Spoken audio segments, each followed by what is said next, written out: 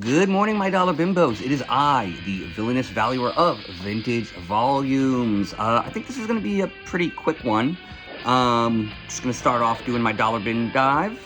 Just a quick one, $5 for the Kingpin of Union Square. Just hit up my favorite dollar bin in the city. And this was a real easy one. I bought 5 books out of a dollar bin. I think I flipped through 10 of them. And these were right there in the front. Grabbed my 5 and I was done. So this one I grabbed just because I think it's a cool concept. I have no idea what that's represented on the cover. I've always liked the concept of the Sentinels. There are like these certain, there are ideas in the Marvel Universe that aren't useful characters, but have done a whole lot to transform the universe itself. One example I often use is the Celestials. They kind of break every story they're in, but they are an incredibly important part of the actual, foundational stories and mythologies that make up the Marvel Universe. And the Sentinels are another one of those concepts. They never really have a character, although there's Master Mold. They've tried to Nimrod, add a little AI nonsense to a Sentinel to give him some whatever. But generally, they're more of a concept than a character. But they're very cool. I mean, it's, for most people my age, the first interaction, the first time you see a Sentinel will have been I guess the first episode of the X-Men cartoon, and you kind of see how terrifying the idea actually would be.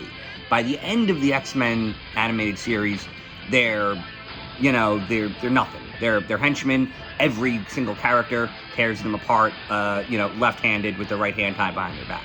It doesn't matter. But the first time you see them, you're seeing Jubilee, who's just some girl who has no idea what's happening, some kid whose entire world is just being destroyed by these weird manifestations of her mutant powers. And then she's at the mall one day, and a giant, 12-story robot starts hunting her. Absolutely terrifying idea. So, like I said, I've always thought it was a very interesting concept, and it was right there in the beginning of the X-Men. I want to say like X-Men 12 or 13 would have been the first Sentinels, I think. It had even been before that, but like I said, it's one of these foundational concepts, and so I figured, I'll give this a read. Some kid, right? Sentinel salvage. So this kid finds a Sentinel and rebuilds it, and then it's Iron Giant. He's got a big old friend. I don't know. Who knows? Whatever. I haven't read it. Just making up stuff based on the cover. But at $1, who cares? I can take a risk. And so then this is why it was so easy to do this pickup. I immediately saw a 4-issue run of a comic, so I figured why not buy it and read it. It's exactly the point of this. When you see a run, you buy them, you read them, and then you can put them back in your own bin. And there you go. So I started reading this. I didn't quite finish it. Part of it is I feel like I've been putting together a bunch of small runs of Captain America recently, and it's just, I like Homeland. I like, I like 24. I like the spy thriller stuff. And Captain America is where that tends to live in the Marvel Universe. I mean, I guess there's always Nick Fury and S.H.I.E.L.D. doing their thing, but it becomes a little esoteric and small. Captain America has that right blend of the superhero and the spy that I always liked. It's a very fun story. It starts off like real hot. And I'm guessing this picks up where the previous one left off, but apparently Cap went undercover to a supervillain fight club. It's a very fun concept. They describe this as, AIM, the weapons manufacturers for the DC's villainous universe, hold a convention every year, which, by the way, is based on a very real concept. That arms manufacturers hold conventions where they tell people how many people they can kill with their weapons as a form of advertising. Here's the blast radius of this missile is that, and the kill radius of this grenade is that. And it's a very messed up thing. I mean, it's been depicted in a lot of different ways. I think there's a scene at one of these in the Nicolas Cage movie, Lord of War. And so the idea is that in the Marvel Universe, it's AIM, that's running this, and they decided to put on an exhibition match before it, a supervillain fighting tournament, apparently, for mercenaries as a form of advertisement for these guys as mercenaries. Well, Steve Rogers decided to infiltrate it as Crossbones. So I have no idea where Crossbones is, but I'm guessing he's in a shield cell somewhere as Captain America tries to, you know, impersonate him. And so there's all this like inner dialogue of Captain America trying to seem like he knows he can kick anyone's ass in this ring, but he has to do it as Crossbones, which means, you know, talking shit and being kind of a dick, which is not Steve Rogers' thing, and he even like complains about talking shit. And then he has to fight like, he has to try to fight like Crossbones. So now he's Steve Rogers fighting as somebody that he isn't. And of course, the host of this tournament fight is Batroc de Liper, the only strong Frenchman that's ever existed. And so he's doing this exhibition match, and Crossbones is supposed to fight 5 villains in a row with no delay. And the idea being, once he gets to number 5, he's wondering who it is, and Batroc punches him right in the back and says, "It's me, I'm the one doing it." And then as Steve Rogers is kicking his ass, Batroc leans in and whispers to him saying, "Hey Steve, I know it's you.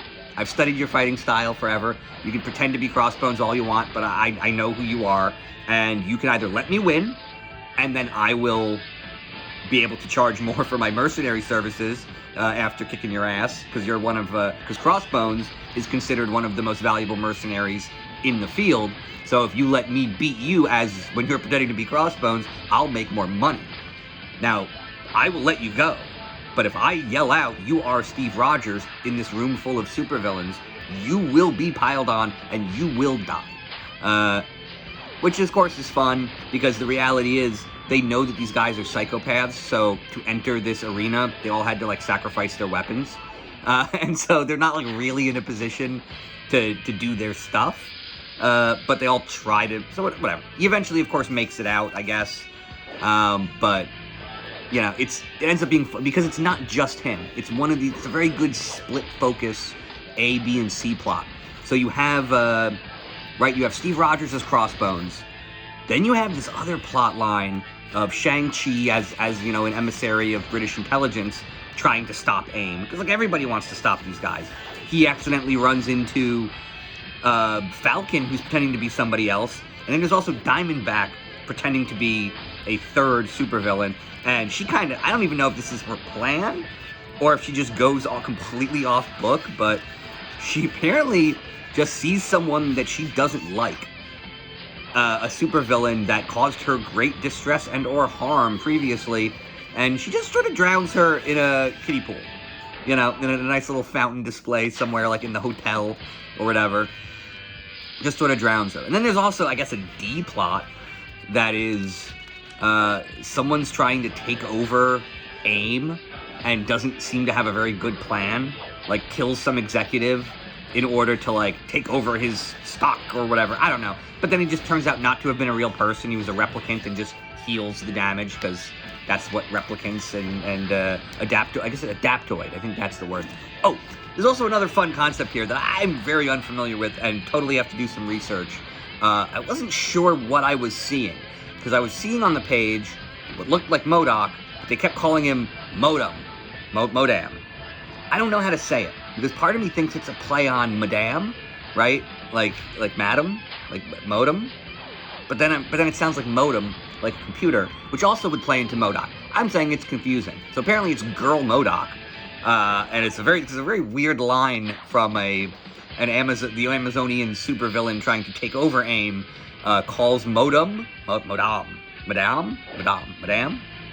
really can't understand how to say that right. MODOK makes sense. Modam, right? If I stick with MODOK, it would be Modam. Going with Modam. But yeah, so the Amazonian supervillain straight up says you're a traitor to your gender by supporting AIM and these powerful men. And it's confusing, because part of it is any of the femininity of this, it's very subtle. Like, it really does look 99% just like MODOK. And because there's so much, let's just say, terrible art in the 90s, I wasn't actually sure if any of it was a stylistic choice that just didn't work, or if it was genuinely a distinctive character. It wasn't until that line about being a gender trader that I actually realized it wasn't bad art. It was a truly different character. So now I don't want to look into female MODOK and see how that goes and look up pronunciations. And it wouldn't be an episode of the Dollar Bin Vulture without me complaining about some weirdo nonsense in the industry. There's a thing I don't like. I don't like false scarcity. I don't like marketing. There's a version of marketing that is actually informative. Unfortunately, that only works when the product itself is good. When you have a good product that people really want, you can describe it and you'll sell more. Now, when you have a bad product that nobody really wants, for instance, say you're trying to sell the cover of a comic book that isn't good, that nobody's read and nobody knows that they like yet, and it's nobody's favorite, and the story isn't good, it hasn't delivered, and you already want to promote it as incredibly valuable, you do this false scarcity thing. Part of that are variant issues that are 1 in 500. Another part of that is what I'm going to talk about now are convention exclusives. I hate them. I will never mess with them. I would literally pay about I believe a convention exclusive should be valued at about 1/4 of the value of the standard A copy, right? The standard A copy of issues of every book is the best version of that book. It is the one that is most likely to become profitable. You know, it is what it is. The version of the cover that most people know is the version of the cover that most people are going to want to buy 10, 20 years later. So these convention exclusives make no sense to me. And they're also just, they're nonsense, right? They're either a modern book that hasn't proven itself as being relevant, or it's just a reprint, in which case I don't care about reprints. If I want a reprint, I'll do it digitally, or I'll get a trade, but I don't need 10,000 floppy reprints of 10,000 cool books. I need those 10,000 cool books. And so I've always hated this market, and it's always felt very gross.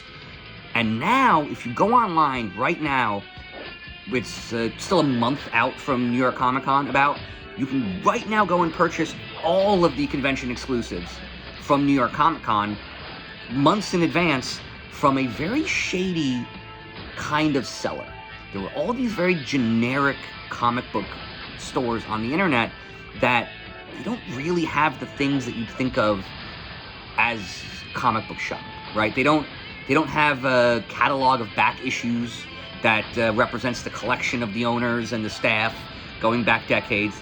They don't have an About Us section where they don't have an original design or a fun pun based on their love and knowledge of comic books. No, they're just generic. They're just like comic store.comics. They're just super generic.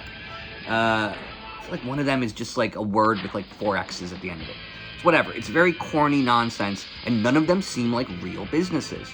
And they're all selling the same books. They're all selling these exact same super exclusive convention books, and they're all copy and pasting the same descriptions, and they're all charging the same prices, and they're all selling the same stuff at the same time.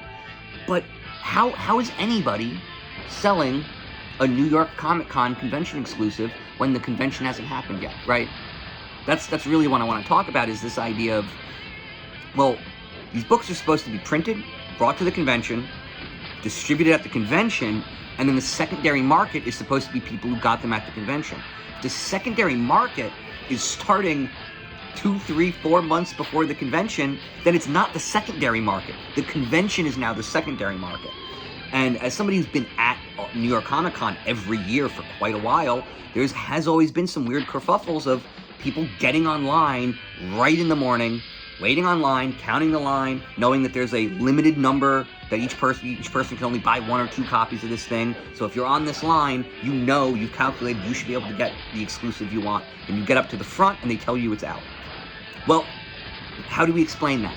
One version of it was, there was an acetate convention exclusive thing that happened, and there was a couple issues with it.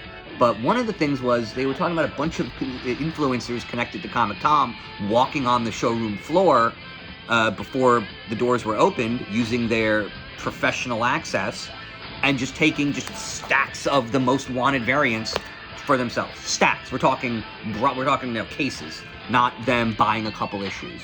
And so then you realize, oh yeah, that's what's happening. There are people that are being promised cases, sealed distributor cases of these ultra rare exclusives months and months in advance, and they're being pulled out of the supply chain before the convention even starts. So when you're thinking that, oh, I want this exclusive, there's only 1,000 of them, and you're like, oh, I'll pay $50, there's only 1,000 of these, and look, they're sold out in a second.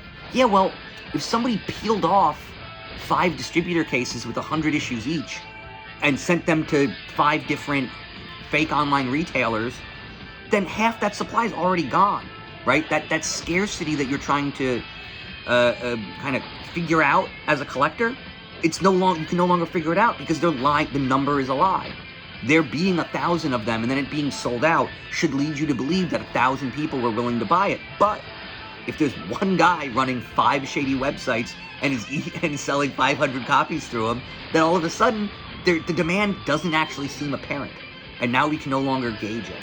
And so right now there are a lot of reports of these super shady comic shops with no physical they don't exist here. They're not on my table. Like, right? They don't have storefronts. You literally can't find storefronts. You can find incorporation papers, but you can't find a street view that actually shows a comic shop. And so a lot of these are now starting to face complaints about refunds. So part of their business model involves selling an convention exclusive 4 months in advance, and you think, well, if I wait for the convention, I'm gonna have to deal with all the shenanigans I just described, so why don't I just buy it from this guy? He says he's gonna guarantee me a 9.2 or great, like that's better than I can get from the convention. The convention is just gonna be sitting on a table. It's probably gonna be an 8.5 by the time I get there. And so this is and so you have all these people ordering books months in advance and maybe not paying attention. And guess what? They stopped shipping them out, a lot of these ones. So the one I'm going to talk about now is called Mutant Beaver Comics.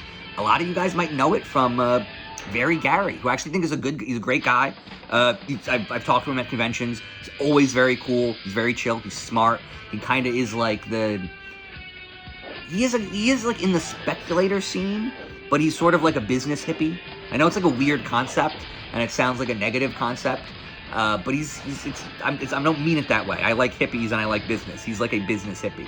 He really does seem like a decent guy. And when I mentioned one of his sponsors, it seems a little weird. He immediately was like, hey, I'm gonna bother them about this. Like I understand. And so he's been using a promo code to promote Mutant Beaver Comics for a couple years now. And it turns out Mutant Beaver is having some serious problems. They have just stopped shipping books to a lot of users, according to a lot of social media posts. And I had a guy post, I want to say 2 or 3 months worth of emails from them of him just asking for a refund for something that they said. So he got an email saying, we are not going to be able to fulfill your order. The refund is coming by the end of the month. Then after the next month, he messages them and says, hey, the refund's coming. And then there's 5 more emails until one that was in September where they said this crazy shit to him. The refund will be made on our schedule, not yours. And I'm like, yeah, but the first email they sent was July. They said, we'll pay you by July. When he messaged them in August and said, hey, shouldn't I have my money? They just brushed him off again.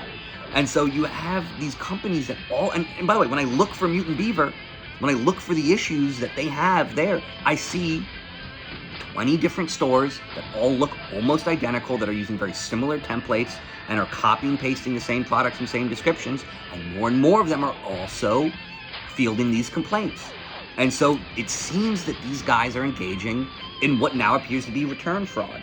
So maybe there was some sketchy relationship they had with Marvel where they were able to, or New York Comic Con, although I don't believe it. I actually love New York Comic Con, and I do not believe anyone involved in that convention would be involved in this. So I actually believe Marvel is the villain here. I believe they're side-selling exclusives. They're letting stuff fall off the back of the truck, and end up at these other retailers. And so that's what's going on. Now, what if somebody caught on to that and was getting in trouble for it? Well, that would destroy these companies because they've been pre-selling these books 6 months in advance.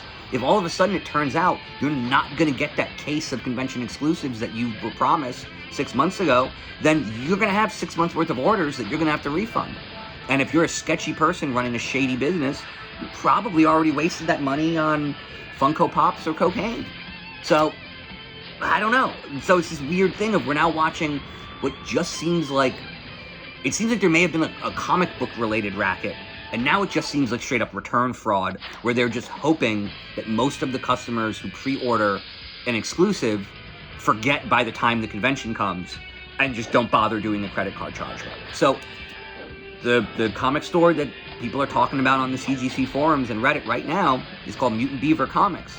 But if you look into other stores that are similar, you're going to find 20 or 30 of them. And I think they're all going to end the same way.